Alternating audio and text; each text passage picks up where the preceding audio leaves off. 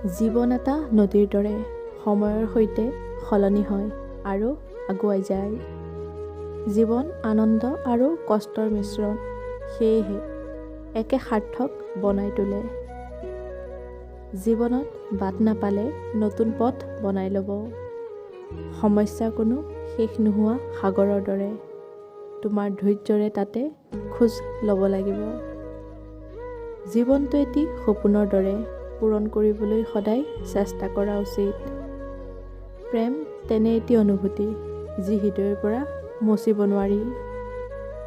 প্ৰেমত ভাষা নাথাকে, মাত্ৰ হৃদয়ে হৃদয়ক অনুভৱ কৰে।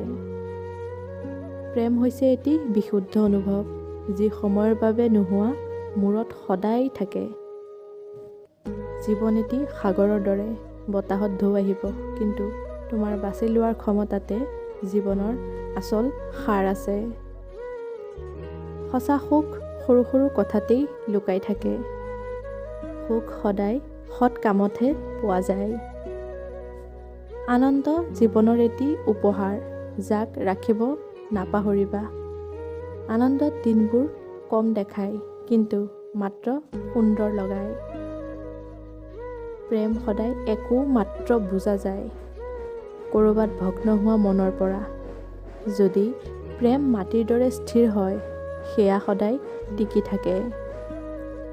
ধৈৰ্যৰ গুণে প্ৰতিটো বাধা পাৰ কৰিব পাৰে। জীৱন এটা নদীৰ দৰে, সময়ৰ সৈতে সলনি হয় আৰু আগুৱাই যায়।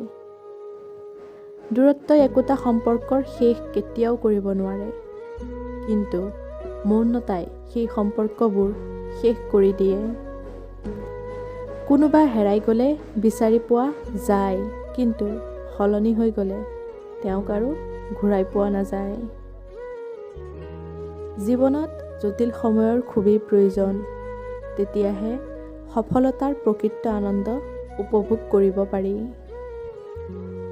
কেতিয়াবা একো কাৰণ নোহোৱাকৈও সকলোৰে পৰা আঁতৰি গৈ অকলশৰে থাকিবলৈ বৰ মন যায়।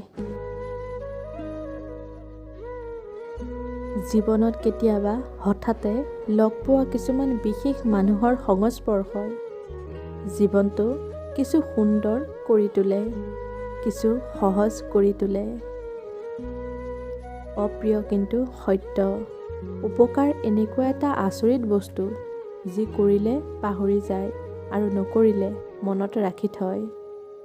খং, অভিমান, মৰম এই তিনিটা শব্দৰ অৰ্থ যিয়ে সঠিকভাৱে বুজিব পাৰে, তেওঁহে সঁচা অৰ্থত সম্পৰ্ক এটা গঢ় দিব পাৰে। সময় কাৰো বাবে নৰয়, সেয়েহে কোনোবা আমাৰ লগত আহক বা নাহক, আমি কিন্তু কাৰোবালৈ অপেক্ষা কৰি সময় নষ্ট কৰাতকৈ সময়ৰ লগত আগবাঢ়ি যোৱাই বহুত বেছি ভাল। জীৱনত অহা বেছিভাগ মানুহেই অস্থায়ী।